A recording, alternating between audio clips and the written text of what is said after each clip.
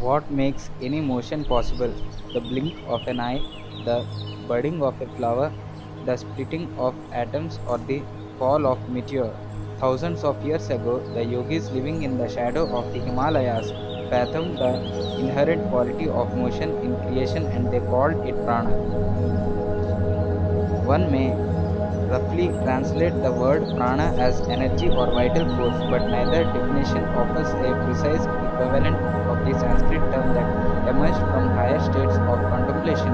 The word prana assumes the quality of livingness. From the yogic point of view, the entire cosmos is alive, throbbing with prana. Prana is ever present in every aspect of creation. The prana within every created object gives existence and material form, whether it is a planet, an asteroid, a blade of grass, or a tree.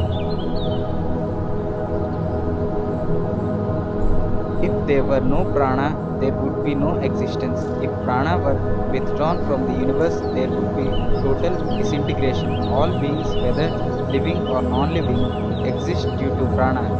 Every manifestation in creation forms part of a never ending matrix of energy particles arranged in different densities, combinations, and variations.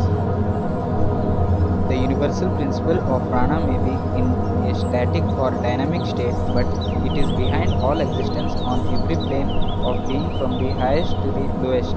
Prana is the simplest as well as the most profound concept propounded by the seers.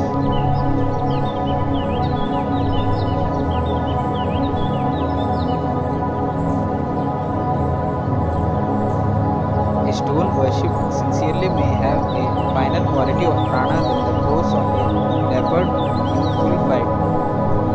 The tangible strength that enables the movement of one's hand is prana, and the intangible force invoked through a complex fire ritual is also prana.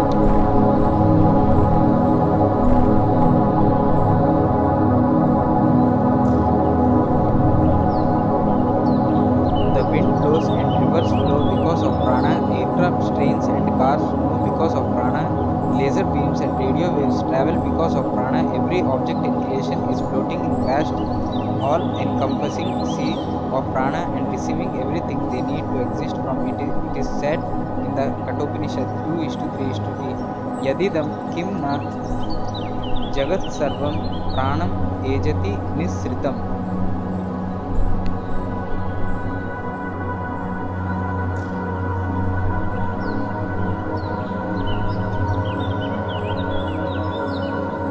The whole world, whatever there is, vibrates having originated from prana. This cosmic prana, also called Mahaprana, came into being at the time of creation. Thus, in order to fully understand prana, one must go back to the beginning of creation.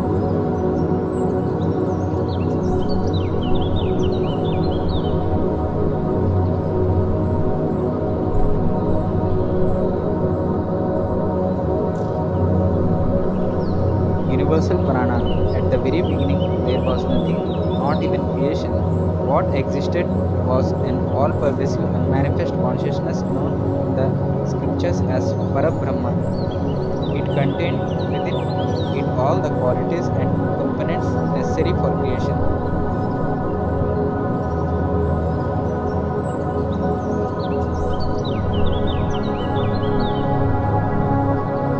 The whole universe lay infinitely contracted in it as mere potency. Prana remained completely absorbed in it as if in a union of deep embrace. It was a state of perfect equilibrium and harmony. In this utter stillness, there is a moment.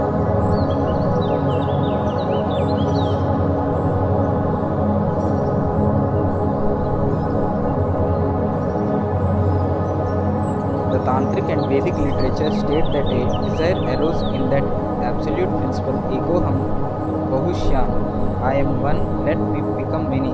The desire is the first creative impulse which results in willing.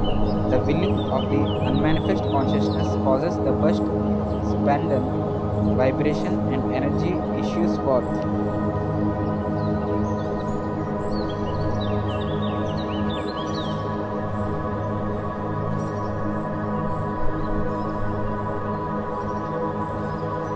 It is the first moment of becoming from being the first manifestation of prana.